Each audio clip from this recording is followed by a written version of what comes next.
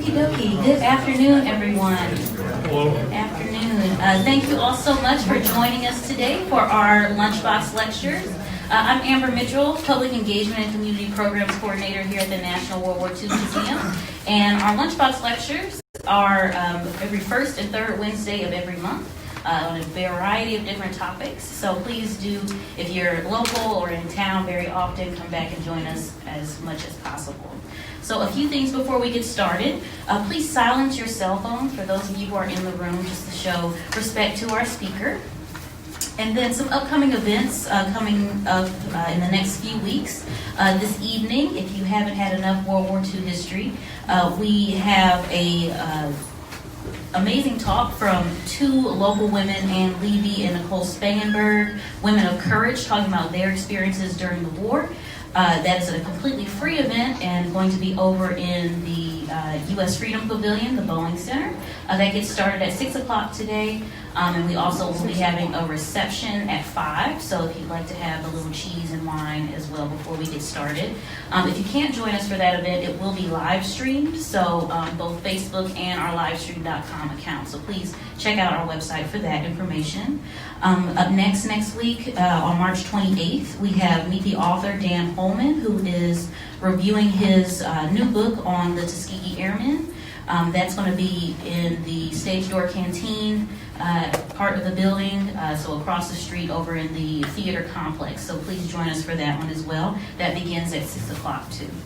And lastly, for those of you who know some innovative little girls in the area, on April 7th, we're going to be having our Girls Innovation Studio. So lots of fun, hands-on things for girls to do. That is going to be throughout the campus on Saturday, April 7th. So please mark your calendars for that and bring out some little girls that you love to play with those really cool activities. See, losing my words here. So now that that's out of the way, today's presentation is streaming live on Facebook and will be available in its entirety on the museum's Facebook page, which is facebook.com/WWII Museum, and then later on the museum's YouTube channel. So please look out for that. Feel free to share that live stream with any of your Facebook friends who might be interested. And if you're joining us live on Facebook this afternoon, please feel free to offer a question in the comment section to our speaker, and they will comment at the end of the presentation. So now let me introduce our speaker for today. Ms. Callie Martin earned her BA in International Studies in German at the University of Miami and a Master's in Military History and Public History at the University of New Orleans. She began volunteering on the PT 305 restoration project here at the museum as a graduate student and now serves as a crew member aboard the vessel.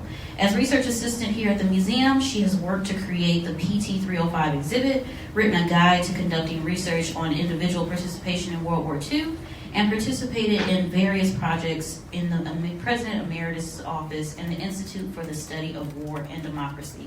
So please join me in welcoming Callie Martin.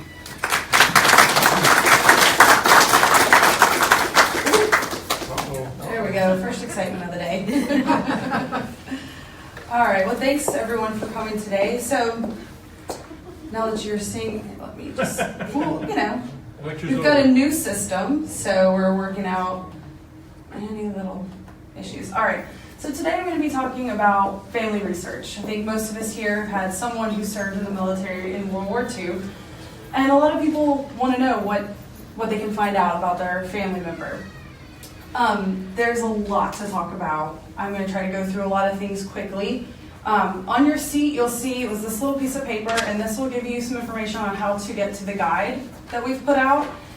In the guide, you'll get really good directions on how to actually get copies of these files and these records. So I'm going to not go into a lot of those details today because you can get that there. Ask any questions about it at the end, but it is a little bit of an involved process, so I'm going to leave that to the guide so that you can work your way through it. All right. So first of all, the National Archives. So the National Archives of the United States was founded in 1934 by President Roosevelt. Their collection does actually date back to the 1700s. They are our nation's record keeper. So all government agencies that create records, some of those records end up in the National Archives. They estimate only 2 to 5%. That being said, they have 10 billion pages of records, 25 million photographs, 400,000 sound and video recordings, and the record system includes locations in 17 states. Now, this building you see here is the main building, the original building on the Mall in Washington, D.C.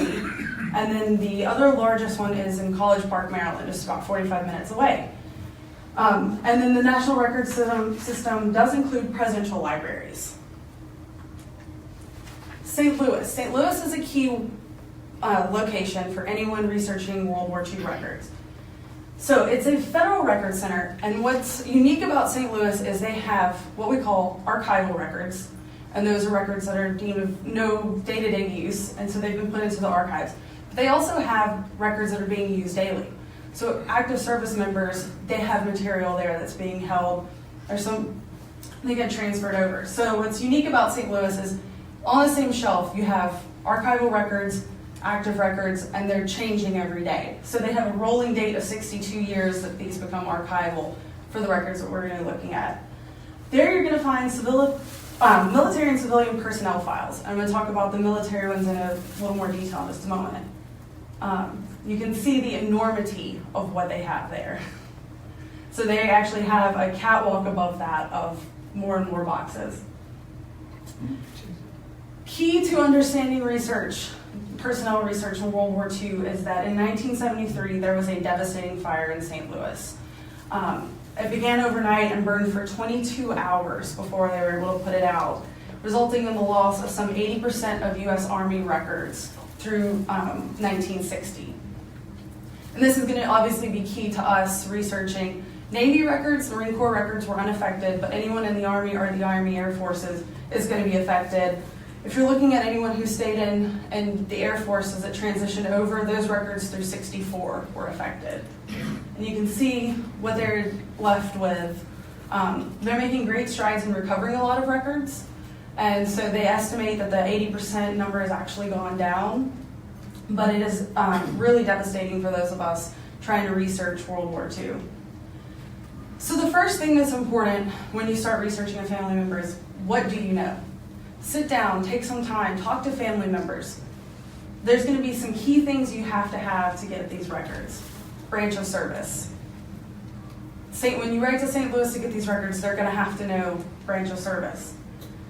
Every member of the military was given an individual number called a service or serial number. That's going to be found on the dog tags, on all their correspondence. That's going to be vital to them determining that you've got the right individual. Because you might think someone's name is unique, but there's almost always someone that shares the same name. Date and place of birth can help narrow down and confirm identity. Full name, middle names can really be key in identifying someone. If you're researching a female veteran, be sure to know her maiden name and know what name she used at the time. This becomes a problem for a lot of people in researching is you're looking for someone in a different name, and I'll show you an example of that. So the first thing we're going to talk about is the official military personnel files. Those are the files created for every member of the military. They're available for all branches, women as well. And you'll see there's a cover for Sammy Davis Jr.'s service record.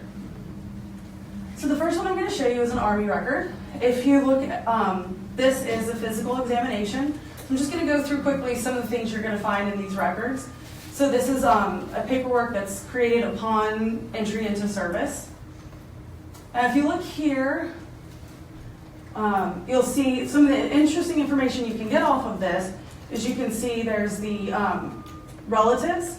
But look here, Lucille Ball Arnaz. This is Desi Arnaz's military file. He serves in the Army in World War II, and this is one of the records they call a PEP file, a person of exceptional prominence. Some of these records are being digitized and available online, and so they make a great resource to look through and start to see what these records look like.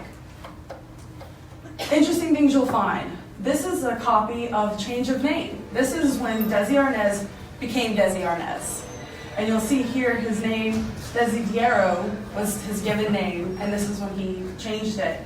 And all of this has to be documented in his file. And then this is a key paperwork for you. This is his report of separation. This is going to give you his name, his serial number, where he lived, any decorations and citations he received, how long he was in, where he might have served. And so this is going to be key to knowing where you're going to be looking. And it's just a complete record of what they did in their service. Marine Corps. I don't know if anyone recognizes this face. This is Bea Arthur. Yeah. Now, Marine Corps and Navy records, Marine Corps especially, are fantastic because they're actually going to have a photograph of the individual. So this is Bea Arthur at her time of induction in April of '43. So you'll see here's her application. She's not married, but she was only 20 years old. So at that time, she had to get consent from her parents to join, as women had to be 21 years old. So again, we get a lot of great family information off of this when we see her parents giving permission for her to enlist. Now, the challenge of researching women. If you look here, you see now she's requesting a change of name because she's gotten married. And so where you see Bernice Sprinkle on everything, as we move forward, you start to see it scratched out. So now she's listed as Bea Arthur, Beatrice Arthur. Bernice, I'm sorry. She changed that name later. For those of you familiar with Bea Arthur, I thought you might find this interesting. This is a personality appraisal that's in her file. You'll see, for her speech, she was listed as being slightly argumentative. And her general behavior was over-aggressive, frank, and open. So I think anyone who's watched The Golden Girls would see that's a lot of her in that character.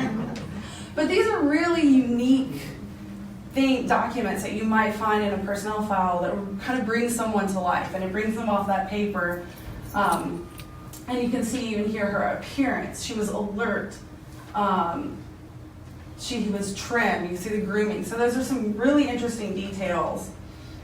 This is a cover of her service record book. And like I said, you can see the change in name. So knowing both of those names is going to be really helpful to you as you search for women especially. Inside this booklet, this is a list of every place that she was stationed. So you can see over the years as her rank changed, and you can see dates on when she went to different locations. And so you see she spent a lot of time at Cherry Point, North Carolina. So this is a good way to keep track of where someone's going and what installations they're at. Navy, another name you might recognize, John Coltrane. What's really great about this is a Navy card. You'll see that's got some information here. Musician, player, saxophone, clarinet, orchestras. So you can start to get an idea, and you see these people, these names like this that you recognize, and you can see these bits of who they became later on in some of these records. So you get a neat, interesting look into the types of things that they were into. He was a soda jerker at one point. So they're really unique items that can help you build an idea of what this person did and fill in some blanks. Again, Navy sometimes has photographs. So this is one of his photographs. You'll find a lot of similarities, obviously, between Navy and Marine Corps records. So this is his service book. And inside you'll find some medical history. So this right here shows us that he came down with tonsillitis. And it talks about his treatment for tonsillitis and his approval for convalescence to recover from that. This is a copy of a separation document for the Navy. It does look different from the Army. It's going to have a little bit different information. Some of the challenges with these is it won't give you all the details you're looking for. So if they were, for example, we have our PT boat here. If they were in a PT boat squadron, they're going to tell you a squadron, but not what boat. So it still leaves you with some things you'll have to track down. But again, it'll give indications as to ribbons that they received, any commendations. And then sometimes you'll see here job preference, school. So he wanted to go back to school. So they would be asked, what do you want to do when you get out? Do you have a job waiting for you? Are you going to go to school? And you'll see those preferences. You see school and interest in music.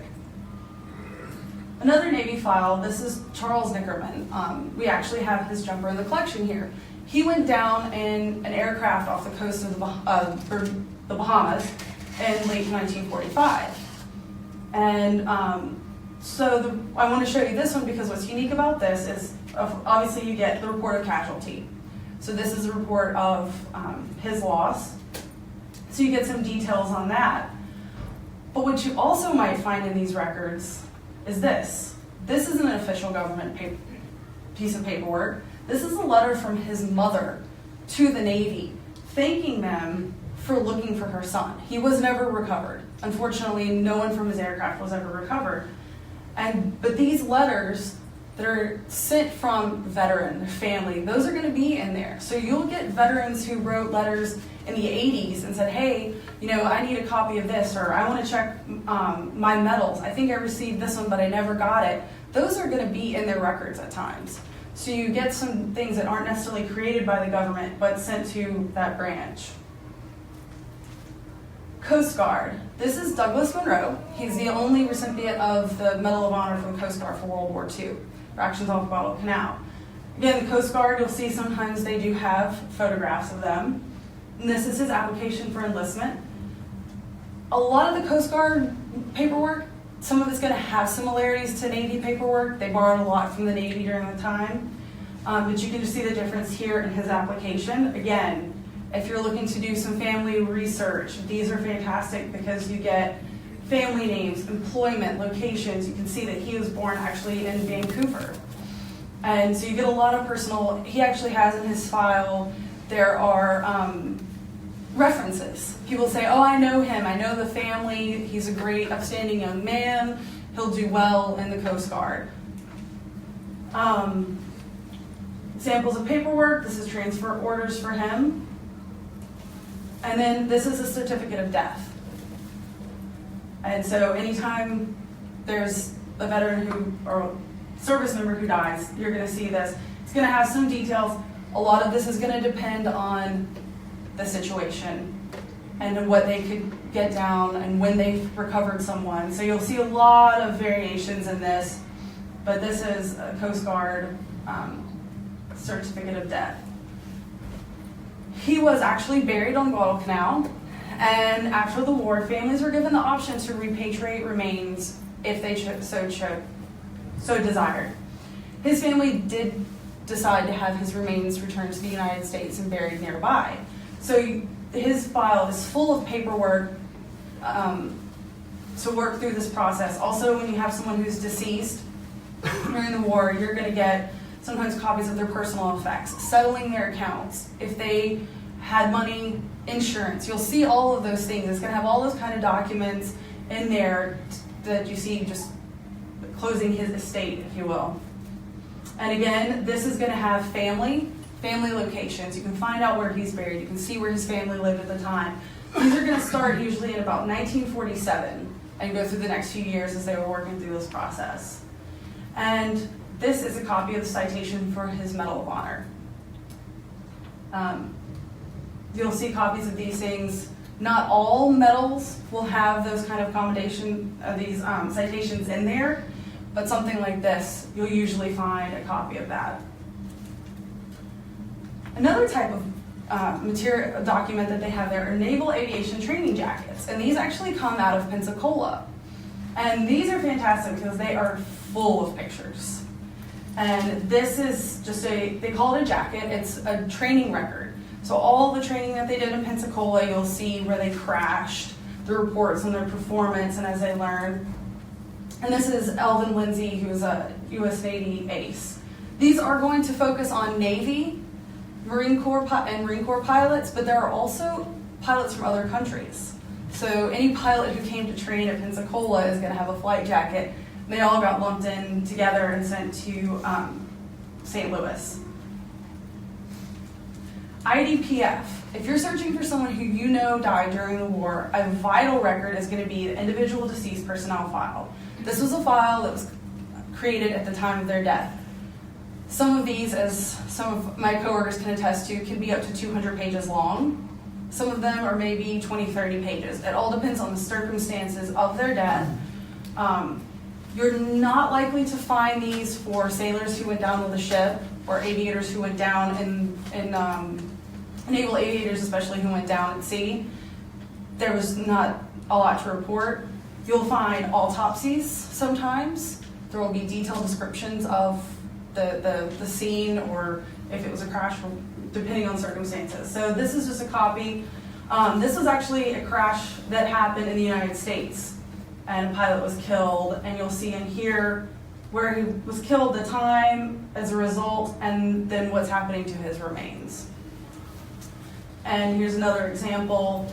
Pilot was making a run, mid-air collision, and so it resulted in his death, and an IDPF was created for that. Now, those exist for all branches. For the Army, they are great for those of us who are searching someone whose file may have been burned. If they died during the war, this file was not with their military file. So these files still exist for those whose personnel file was burned in St. Louis. So it makes a great document to look for if you have that situation and it's someone who's deceased. Those were in the possession of the Army until recently. They're being transferred over to St. Louis and being made available for researchers as they're processed. Missing aircrew reports. If you're looking for anyone who was a pilot and the plane went down, report is going to be filed. Now, 30% of accidents did not have a report generated for them. So you're not guaranteed to find a missing aircrew report. But these can be really enlightening. So you'll see here's an aircrew report for a gentleman that crashed in Europe. There's some really interesting, kind of often you wonder if it's necessary for us as researchers, but interesting to note, the serial number for each of the weapons on his aircraft. It'll tell you the type of plane. This one was a P-51. You'll get the aircraft serial number. You'll get his serial number should be on here. And so you get all these really interesting details. Then there's going to be statement of witnesses sometimes. So this was a statement by one of the last people to see him flying and what he witnessed and what he believed happened. Well, who can request all of this? So just showing you all these records. We've got all of these amazing people and all of our family members. Who can get these? Original military personnel files have a 62-year time frame on them. So someone had to have been discharged 62 years from the date you're making the request. So that's a rolling deadline. It's a rolling date. Every day, new files become available. Now, if it's your family member and your next of kin, even if it is fewer than 62 years, you can request the record. You're going to have to prove your next of kin. That's one of the things in the guide that's important to note is different branches do have different explanations and guidelines for what they consider next of kin. So it's generally a spouse, children, but you'll have to double check those things. But these are all, there are records, but there are limitations because these are personal records, and sometimes they may ask you to file a Freedom of Information Act request to request some of these. They may redact some information, but anything 62 years old or older should be available to you for the military records. So there's also records at a lot of other locations. This is the beautiful new facilities that are out at College Park, Maryland. But before we get into what all these records are, one of the things you're going to see and hear me talk about in the next few minutes is record groups. So to give you an idea of what a record group is, it's going to be really important as you do this kind of research. A record group is a unit of organization used by the National Archives. So they're these organic units that group together materials from a certain government entity. Now, let me give you an example of the United States Navy. You'll see here, this is Bureau of Ships General Correspondence, Record Group 19. The Navy has many record groups, but it's all, Bureau of Ships is Record Group 19. They have Record Group 80 as a Navy record group. And they all have similar material. There's a Bureau of Personnel, that's Record Group 24. So it's different organizations within the Navy are going to have their own record group. And these are going to be really important for you to understand. The Archives has a lot of good information online to explain their record groups and give you an idea of which ones you're going to need. And within those, things are arranged in series. And so if you start to spend some time looking at that, you can kind of understand how to look for things. So some records that aren't at St. Louis. Merchant mariners. This is a very, very tricky one to research because they were not actually part of military in World War II. Their records are somewhat scattered. So one of the things that you can do, if you know the ship that someone was on, and you know, for example, say that ship returned to New Orleans, the ship's logs are going to be in regional archives, and you can see in that log as a manifest, and it'll have a roster. So for any ships, say, that came into New Orleans, they're at Fort Worth, at a regional branch in Fort Worth. And so, like I said, they have locations in 17 states. So if you're looking into these, make sure you know which organization, which branch you need to contact. NAR 1, they call it, is the main branch in Washington, D.C. They do have deceased personnel files for merchant mariners, and that's in record group 26. So that's, again, where our record groups come in. And then lastly, the U.S. Merchant Marine Academy in New York. They have an archives there, I have a collection there, and they may have some materials, but unfortunately this is one of the most difficult areas of research just due to lack of records. Prisoners of war. There is a wonderful database of American POWs available online, and you can search this by name, and it'll give you some details about when they believe they became a prisoner, when they were last seen, contacted, whether they died in the camp, and it should tell you which camp they were in. There's also a lot of other miscellaneous records at College Park in the archives that you can search and find different documents on. Japanese internment camps.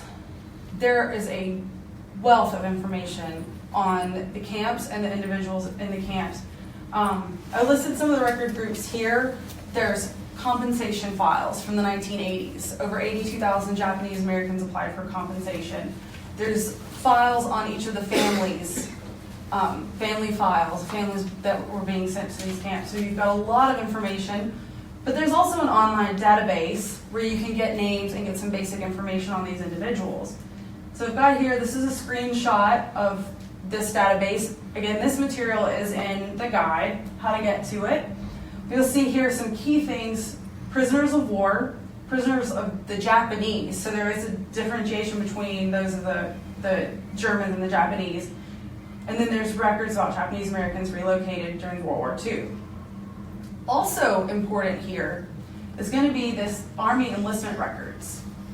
Like I said earlier, you're going to need to know that service number. If you know someone was in the Army and you don't have that service number, this is the place that you can find that.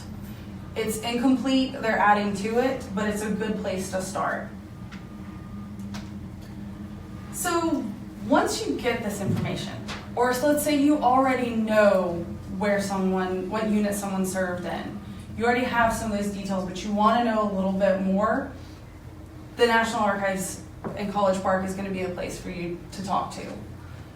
You can correspond with them, they can help you locate records, or if you want to make a trip, you can go out there and do some digging. But there's a lot of different types of material that you're going to be looking for. One of the big ones is going to be after action reports. You want to know what that unit did, what that ship did. So if you know, for example, maybe your grandfather or your father was on the Maury, was a destroyer in the Pacific. You can pull these action reports, and they're really fascinating reports of engagement with the enemy. And so you'll see this one is from November of '43, and it's a bombardment. Now, you're not necessarily going to get a lot of details on an individual in these, unless they did something extraordinary or it was a smaller ship and they were wounded or killed. Generally, it's going to be just an overreaching account of what the ship's engagement was. So don't expect to find too many details on an individual in these. You also get operational reports. This is an operational report for June, July of '44 for the 47th Infantry Regiment. So an important thing to note here, you know that this person you're researching, say, was in the Army. You've got to try to get it to the smallest unit possible. So one of the things that's important, if you go to College Park and you want to look someone up and you say, well, I know they were in the 90th Division, well, they're going to say, well, what regiment? So you need to do a little background research. If you know they were in a regiment, which division was that a part of? And those are things that you're going to need to work through and look through. There's a lot of great material available to find that helps you narrow down your search. And if you can get down, especially for the company level, that'll help you even more and get you closer to what you're looking for. Unit histories. You can find unit histories in a variety of ways. Sometimes they are in the National Archives typed up.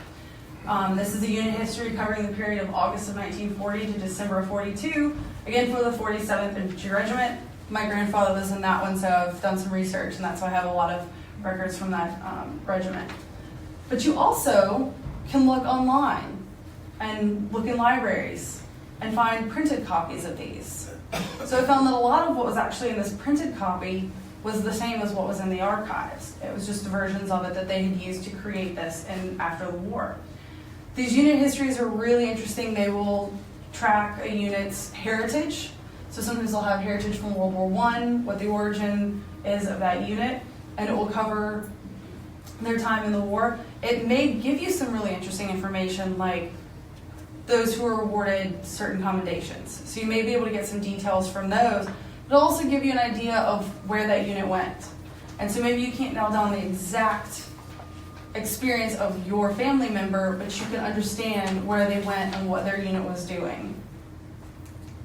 Deck logs for the Navy. These can be very interesting, and they're going to vary widely based on what type of ship you're looking for. If you're looking at something like the Missouri, they're going to be hour by hour dry accounts of changed course this direction, we're anchored off of this location. When you get into some of the smaller vessels, you get a little bit more detail on the individuals. This is a cover, very unassuming book, a little black book. It's the deck logs for our own PT-305. This is the first page in the deck log. And you can see here, a smaller vessel is interesting because we're actually going to get a lot of names. So when you're looking at these small ones, especially the PTs, you're going to get, the first page is going to tell you every person that was on that ship, when they were on that ship. You may get their rate and their service number. These are all in College Park. And now, on average, a large vessel is going to have 430-ish pages of deck logs for a month. So if you're requesting these, try to narrow down and think about what time frame you're really looking for. But these, again, depends on the vessel. It depends on who wrote these. So we've looked at all of these for the squadron, and it varies from one boat to the next, one officer to the next. Who writes down what? So you'll see there's a lot of inconsistencies, but there's always a chance of finding some really interesting information. War diaries and journals. Ships create war diaries. This is a copy of a war diary for USS Texas. And it covers Operation Torch. A war diary is going to be kind of sometimes a day-to-day, but it'll be a summary of what happened. Again, individuals being mentioned, it's going to be more at the officer level. It's a lot more difficult to find details on enlisted men there, but these are really interesting overviews that go day-to-day, month-to-month. But you see the difference in what you're going to find. So you have a beautifully typed up war diary from Battleship Texas, and you've got a handwritten moment-to-moment account from an infantry regiment. So you'll see here, it's a little dry. 0010 was a write-up was sent in. 0115, someone made this call. But especially if you're looking for an officer in a unit, you may find their name here and see them communications and decisions and things like that. But this is just a good example of how varied these records are. Muster rolls. Navy and Marine Corps create muster rolls. There's some variations in how they work. For the Navy, you're going to have, for ships now, some of the things, this again is for PT-305, but it's at a squadron level, not at individual boat level. It's not going to tell you what boat someone was on, but it is going to show some really interesting details. I know these copies are not the best, it's all microfilmed. But you'll get names, service number, date of enlistment, sometimes where they enlisted, which can be, again, really good if you're trying to do more family research and find out where people were. It's going to give you their rank or rate if they're enlisted. And then down here at the bottom, it's going to give you some details. So was this when they were received into that unit or aboard that ship, or when they transferred? If they got in trouble and they went AWOL, that's going to be noted. If they were killed, that's going to be noted. And then at the end of each quarter, you'll have a summary of all of those aboard the vessel. With Marine Corps, you'll find it's a lot of similar things. Rank changes, coming in and out of a unit. It's not going to be daily, it's just going to be monthly. But these are actually available online on Ancestry or Fold 3, so you don't have to go to the archives to search these, and if you do go to the archives to search muster rolls, they're going to politely sit you down at a computer and let you access it there. So it's a great thing to try out on Ancestry to look through. This can be really important if you know someone was in the Navy, but you don't have that service number. You can go to Ancestry, put their name in, and you may be able to find them and get that service number so that you can request a record. So what I want to finish up with is the realities of researching. The best advice I can give people is manage your expectations. If you think you're going to go and get a wonderful, complete record and know every detail in every place every day, that's a little high of an expectation. The reality is you may find some really wonderful material. I mean, I've shown you a lot of examples today of really fascinating things that are in people's files. But you have to really be cautious with what you think you're going to find. The reality is the National Archives, like I said earlier, keeps no more than 5% of all documentation created.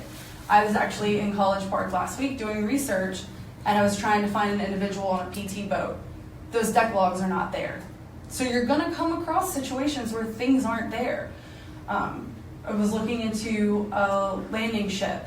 Their records aren't there. Sometimes it just happens. The quality of the records is going to vary individual by individual, unit by unit. And so you have to really just understand that you might not have all of your questions answered, but you might find some things you never expected. That happened to me on one research trip, looking into the 47th. I found unit newspapers from Germany from 46 and 47. My grandfather had stayed in. They were in southern Germany. And this man right here, running through first, is my grandfather. And so looking through these newspapers, I started finding photographs of him playing baseball in Germany after the war. So there were things I never expected to find. And so that's why I encourage you, keep looking. You never know what might be there. Get creative. Because sometimes you might find a familiar face in there, as I did. And one of the great things about these is the reporting in these newspapers. I actually had a better idea of when he made staff sergeant. I found out he broke a finger at one point. So there's little tiny details that got written up in these newspapers that I haven't seen elsewhere. So what happens if that file in St. Louis is gone? What can you do? The best thing is to go to some more other resources. Local Veterans Association. So the VA. Did the veteran ever go to the VA? Did he file paperwork? They might be able to help you with something. They may have paperwork. County, parish, or city offices. Veterans were encouraged to file a copy of their discharge papers at their local county or parish seat. They were told with some of these they would not get a copy if it was lost or destroyed. So sometimes the next of kin can go to these local government offices and get a copy of this paperwork on file. Local libraries, archives, or museums. I was helping someone look for after-action reports for a certain unit. They were online, and university had them in their special collections and had them digitized. So we didn't have to go through College Park to get these. So local resources are really great for different documents. You never know what might end up where. Someone has a collection of personal papers in an archive. So those are places to definitely not overlook. Along that line, university special collections. Military historical commands. So each branch of the armed forces has a historic command, and they may have documents. The Coast Guard has a lot of amazing material. And so you can go to their websites and see what types of material. Coast Guard has a lot of casualty records and reports like that that are available. So those are a good source. Not everything got turned over to the archives, remember. And a lot of times I've found some documentation that was telling them, you decide what to keep. So you're at the mercy of someone else deciding what to keep. But it may still be with that branch. Historic newspaper databases. There may be an article in a newspaper of if a soldier was killed when his remains returned home, or if he was wounded. Sometimes in small towns, the local papers would report on that. So that's another way to find some information, and that may be a place to find out what unit someone was in. And once you know that, you can start searching further. Reunion groups. A lot of these groups, sadly, are starting to wrap up. A lot of them are no longer meeting. But a lot of the units, a lot of these that remained, and maybe some of them reactivated, they were in Korea or Vietnam, these veterans associations are still very strong.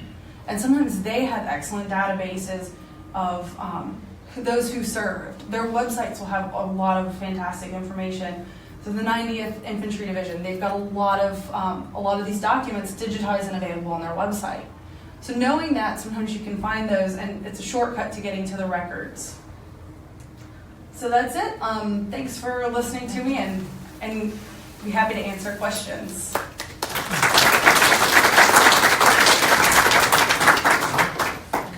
Yes. You mentioned POWs having records, being able to find them. We had citizens, other citizens, the Alaska Natives that were moved. Where would those records be? They were taken from the islands when the Japanese landed and moved to another part of the state. That's a very good question. That would be something to ask at College Park. So she was asking about if, for example, would you say individuals in Alaska, that when the Japanese invaded, they were relocated. There are actually, I didn't go into the civilian records because a lot of us are more interested in the military. The guide will cover some civilian records. There are also databases for civilians who were imprisoned in the Pacific, in the Philippines. So there may be something in the National Archives about individuals, civilians, who were relocated. That would be a very interesting one to look into. Thank you. You're welcome. Yes? I might have missed this earlier, but did you say anything about the local, like National Guard records? I know Jackson Barracks and stuff. So when the units get nationalized, they still leave some records behind. Yeah, that's a great. I mean, that's one of the key things. Is any local resources, any local bases like that they're going to have some kind of museum or collection could definitely help fill in the gaps where you can't find things at the national level. Yes. One more. A B-17 pilot instructor here in the United States, would those also just be following that person's personnel records, or is there a instruction, being a pilot instructor? I would look at, if you know the installation, the base that they were operating out of, looking at those records. So that's the other thing, is looking at it, the installation itself, and it's going to have records. So if it's a training command, for example, that command is going to have records of the National Archives, and what's in there, who knows? That's the kind of exciting part of doing this work, is you don't know what you might find. But definitely, if you know someone was an instructor at Pensacola, at the Naval Air Station, look into their records. They're going to have records, and so you may find some things there, especially as instructors. There may be some paperwork. Another good example is if you're looking for someone who's an officer in the Navy. If you have time and you're going to go really dig in and do research in College Park, you get general correspondence. You may have correspondence that was sent and received to them or from them in these correspondence files. So sometimes looking at that higher command or an organization, you may be able to find some material. Anyone else? Well, go ahead. Yeah, we said that the fire in St. Louis that destroyed was primarily just Army records? Yes. Army, and then because of the time period, Army Air Force.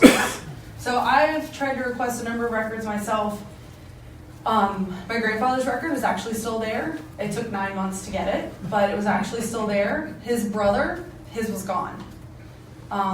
So there's really kind of no rhyme or reason to how it happened and whose were gone. Now with the Air Force records, those were predominantly, these are the post-47 ones, predominantly those with last names after Hubbard. So earlier in the alphabet, those records are generally intact for anyone that's 47 or after for the Air Force. But I tell people about that because it's a fact of research, but don't let it discourage you. And it's always worth it. It's free to request. If you're next of kin, it should be free for you to get a copy of these records, so ask them. Be patient. It could take a very long time. As I said, it took 9 months to get my grandfather's records back. But it's worth it in the end when you get them. So I encourage you all to give it a try, and then let us know what happens. All right? Can you request, you mentioned the personnel file. Mhm. Can you request a copy of the full Mhm. personnel file? Yes. So that's one of the things that we do have in the guide is examples of those sheets and how to, it's a form that you have to fill out. And we do want to specify you want the full file. Now, if you are not next of kin, if it's more than 6 pages, it's going to be a $70 reproduction fee. It's one of the ways they support their operations. But the Charles Nickerman file that I showed you was 121 pages for his personnel file. So some of them are pretty extensive. They're going to have a lot of details. And that's the other thing I urge people is be prepared for what you might find. A lot of things were documented. A lot of personal things were documented. Not all good. Not always good. So just be prepared that you may find out a few things about your loved one that you didn't think you'd find out. It's a reality of researching. We've heard quite a few stories about there's no way. It's the truth of it. But it's a fun thing to see what you can find. All right. Thank you.